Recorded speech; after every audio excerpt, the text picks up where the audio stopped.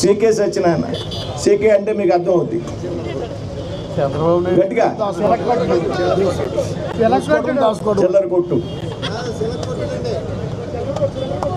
5 సంవత్సరాలు నీకు అవకాశం ఇస్తే, అధికారం ఇస్తే, డిప్యూటీ సీఎంగా ఉండి నీ సొంత జేబులు నింపుకునే ప్రయత్నం తప్పించి నియోజకవర్గాన్ని అభివృద్ధి చేసేటువంటి కార్యక్రమం ఏనాడు తీసుకోవాలి.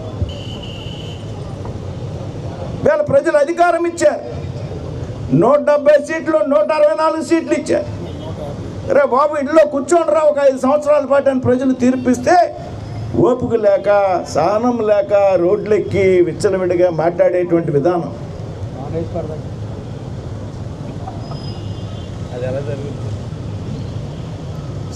ఆస్వాదించండి. 5 సంవత్సరాలు చాలా బిజీగా ఉన్నారు, మీరు చాలా బిజీగా ఉన్నారు. ప్రజలను ఏ విధంగా దోపిడీ చేయాలనేటువంటి విషయం మీద, ప్రజల ఆస్తులు ఏ రకంగా కబ్జా చేయాలనేటువంటి విషయం మీద, అన్నదమ్ముల మధ్యలో తగాదాలు పెట్టి కేసులు పెట్టించడం, సరిహద్దు తగాదాలు పెట్టి కేసులు పెట్టించడం, తండ్రి కొడుకుల మధ్య తగాదాలు, ఆస్తులు నచ్చితే యజమానిని పిలిచి ఆస్తులు రాయించుకునేటువంటి ప్రయత్నాలు, ఆఖరికి పడక గదిలో భార్యాభర్తల మధ్య తగాదాలు వస్తే వాటిలో కూడా తలదూర్చి పోలీస్ స్టేషన్కి లాగినటువంటి మీరంతా కూడా గత 5 సంవత్సరాలు చాలా చాలా చాలా బిజీగా ఉన్నారు. మీ ఆస్తులు పెంచుకున్నారు.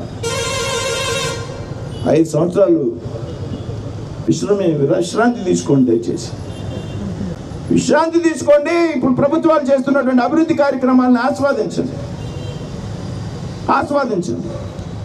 కాబట్టి ఇటువంటి చిల్లర